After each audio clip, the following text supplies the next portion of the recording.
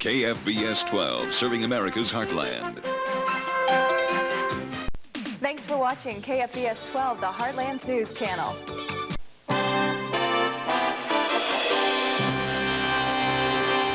Good evening. For Heartland News, Congressman Glenn Bouchard says he will run for a third term in the U.S. House. Bouchard, who's losing his 22nd district in a realignment, will run against fellow Democrat Terry Bruce of Olney. Cold, windy night. Temperature in Cape Girardeau now 28 with a northwest wind up to 25 miles per hour. We'll have the latest storm team weather on Heartland News at 10.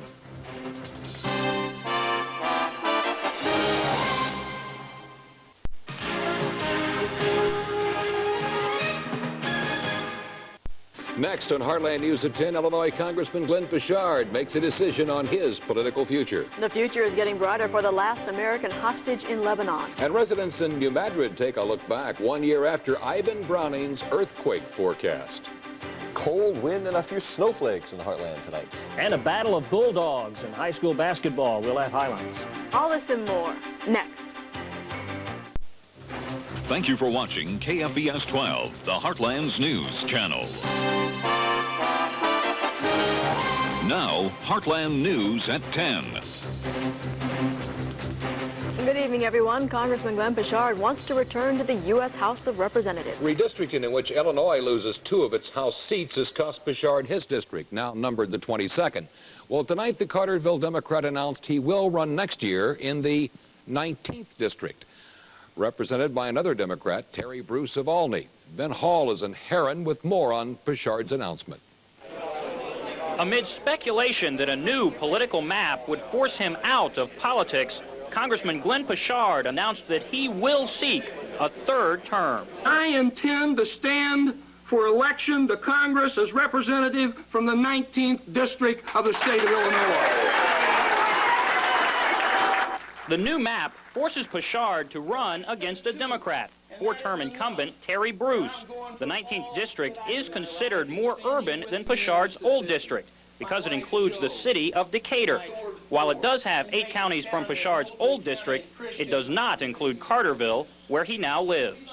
You have to stand up for those people that are most vulnerable, whether it be the children or the elderly or the poor. Now I find my district and myself the most vulnerable, and I intend to stand up for us both. Yes. Bouchard has refused to accept money from political action committees. He says he has less than $50,000 to run the campaign, while Terry Bruce has more than $600,000.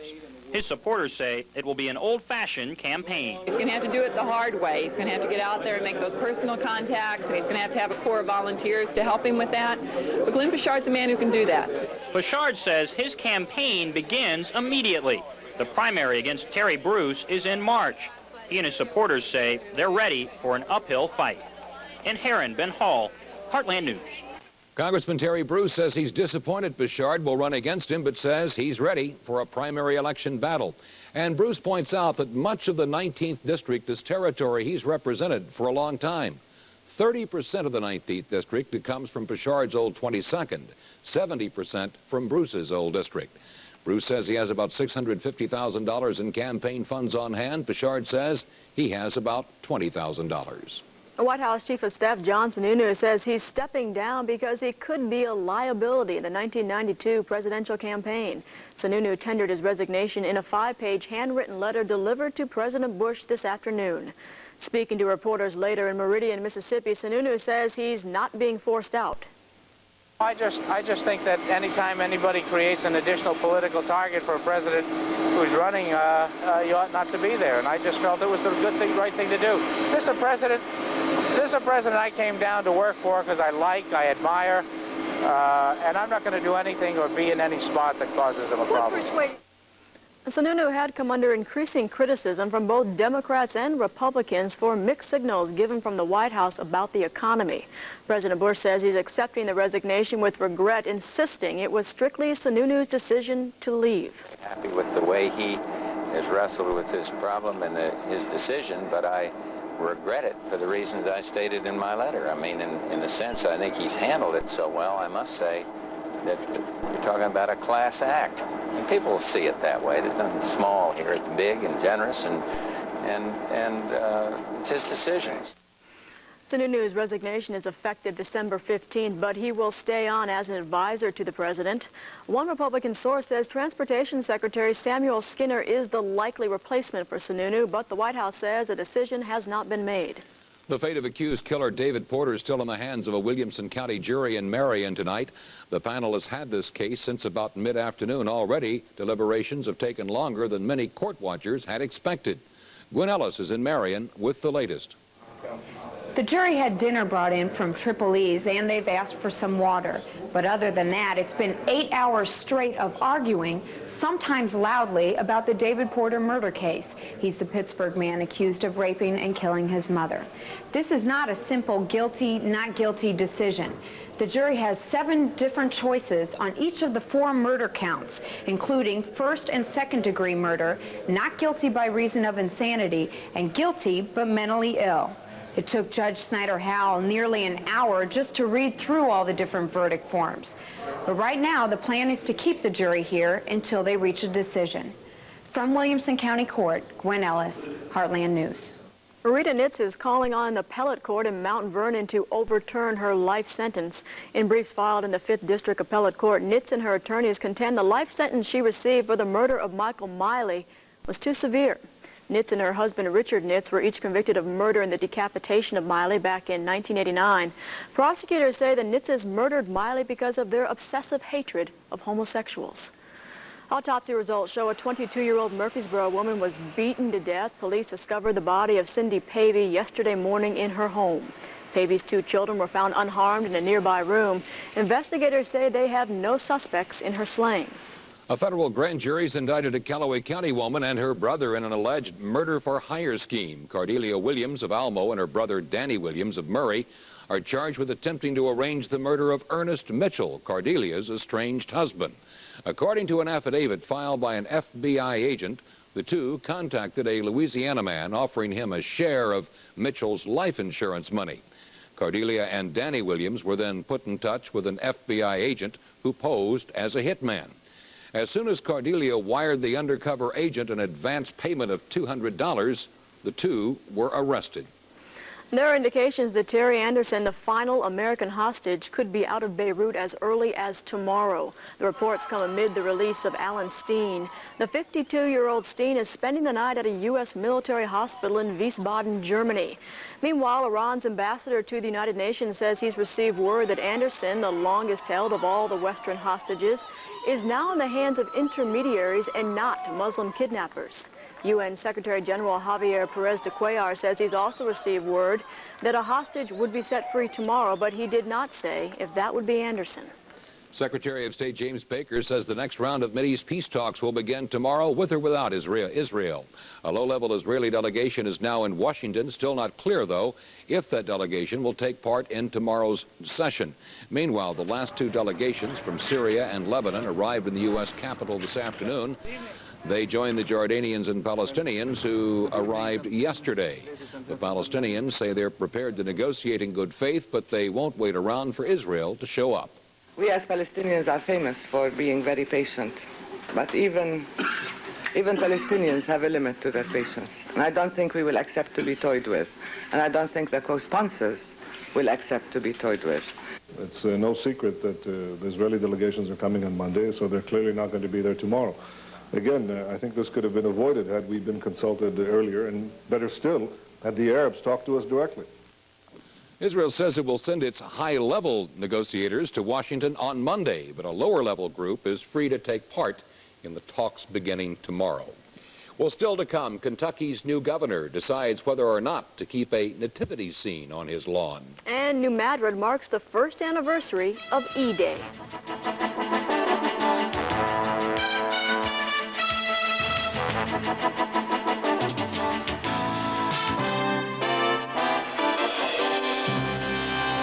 You're watching Heartland News at 10 with Mike Shane, Marianne Maloney, meteorologist Don McNeely, and sports director Randy Ray. Heartland News continues in a moment. A nativity scene will remain on the lawn of the Kentucky governor's mansion. Governor-elect Brereton Jones says he has no intention of taking down the display, but he will also consider allowing other symbols to be showcased in the same area. The nativity scene was the subject of a recent court fight. Governor Wallace Wilkinson touched off a lawsuit in 1988 when he built a large living nativity scene with state money. The American Civil Liberties Union sued, claiming the state was sponsoring religion. But a federal judge allowed the scene to remain after private contributors paid for its cost, and the state posted a disclaimer about religious promotion. Missouri's Commissioner of Education says state lawmakers need to raise at least $190 million for public schools in the state. Robert Bartman told a joint legislative committee in Jefferson City that the only alternative to new taxes to support more money for schools is deep cuts in education programs and about 50 bankrupt school districts. Bartman says Missouri's lawmakers should use their authority to raise taxes within an amount that does not require a vote of the people. Last month, Missouri voters overwhelmingly rejected a $385 million education tax package. Meanwhile, Education Secretary Lamar Alexander is expected to announce a new policy on minority scholarships tomorrow. Under the plan, colleges will be prohibited from awarding scholarships based on race, but financial aid could still be used to achieve diversity on campuses. The new policy would end the practice of giving scholarships to remedy discrimination. No reports of damage or injuries from a moderate earthquake this morning in Baja, California. The United States Geological Survey says the tremor, which measured 5.5 on the Richter scale, was centered about 100 miles southeast of San Diego, near Ensenada, Mexico. The quake was felt throughout San Diego and at both Ensenada and Mexicali. More than 100 scientists and disaster planners from around the country and from Latin America are gathering in Indianapolis. They are to take part in the annual meeting of the Central United States Earthquake Consortium. The consortium chairman, Jerome Howers, says the purpose of this conference is to look at steps that can be taken both in this country and in Latin America to limit the damage earthquakes can cause. Arkansas, Illinois, Missouri, Kentucky, and Tennessee are all members of the consortium. The conference begins tomorrow, runs through Friday.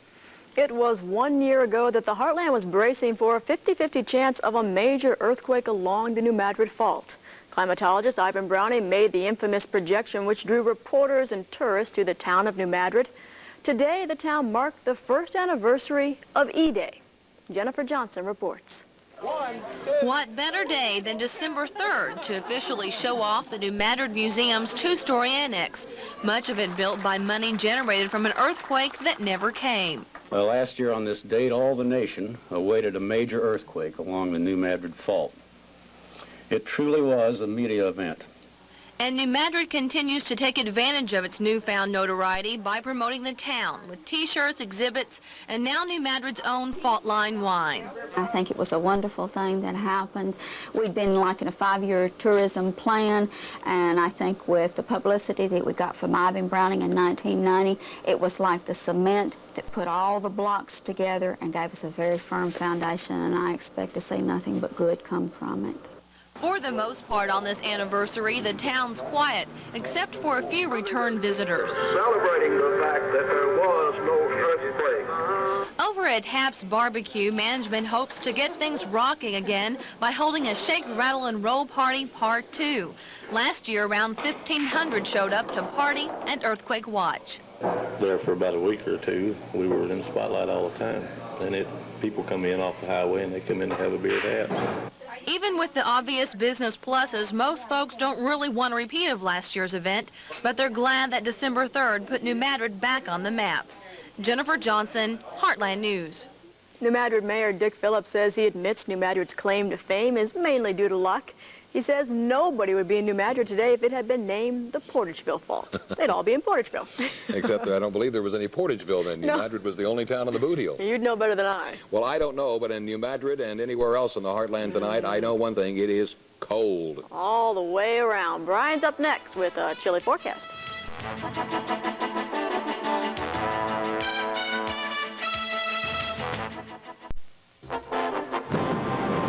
Seconds count. Turn to the area's most experienced team, the KVFS 12 Storm Team. I went to dinner The wind was whistling, the temperature was falling, and the snow was swirling. Boy, winter came back quickly. Well, we're in December now, so I guess that's to be expected. Still some snow flurries flying around in parts of the heartland tonight. Just got off the phone with Scott Klim, our weather watcher in Thompsonville. That's about right in here. He's still got some light snow there. It's all moving out gradually. No accumulation expected, certainly. Just some light snow or snow flurries, and that'll be ending. Nothing heavy enough to see on radar. Let's go to the numbers, and they are cold. Our high today, 39. Our current air temperature, 29 degrees, and that's the low. Here it is, 29 degrees with a northwest wind at 23 miles an hour. That gives us a wind chill of 1. What does that mean? That means that it feels about the same outside as if it was 1 degree on the thermometer with a calm wind. Humidity, 58%, barometer on the rise now. Skies mostly cloudy, and at the airport, 1/100th of an inch of drizzle early this morning. Sunrise tomorrow, 6:54, sunset at 4:40.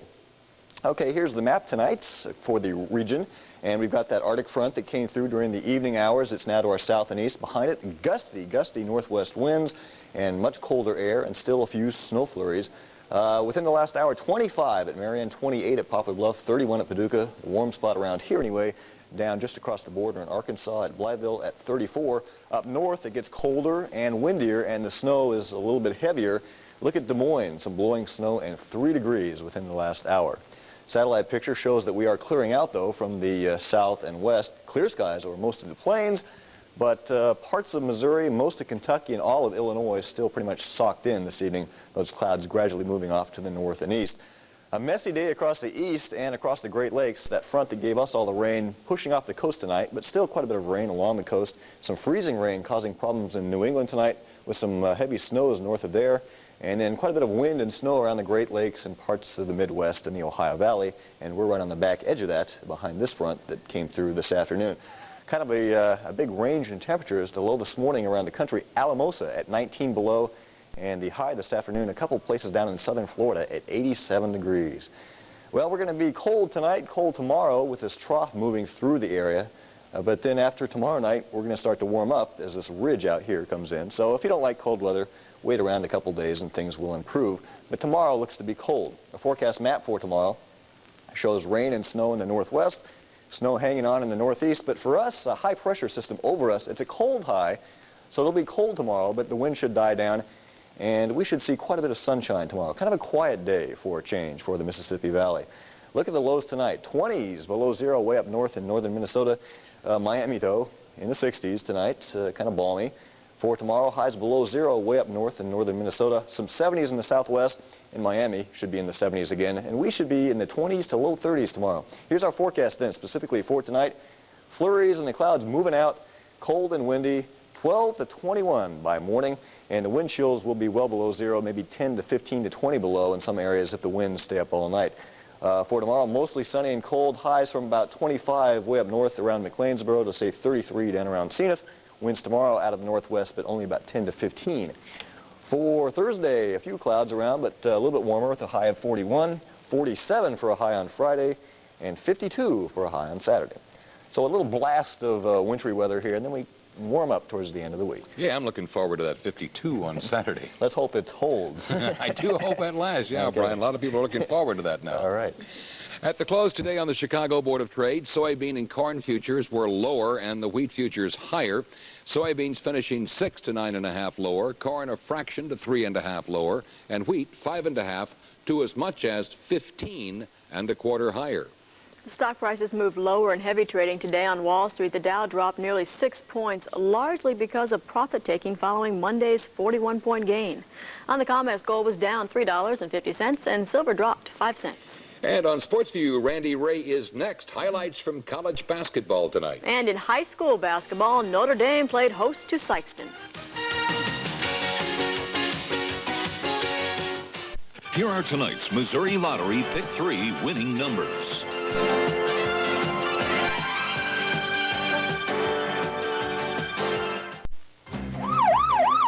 When you see news, call the Heartland News hotline.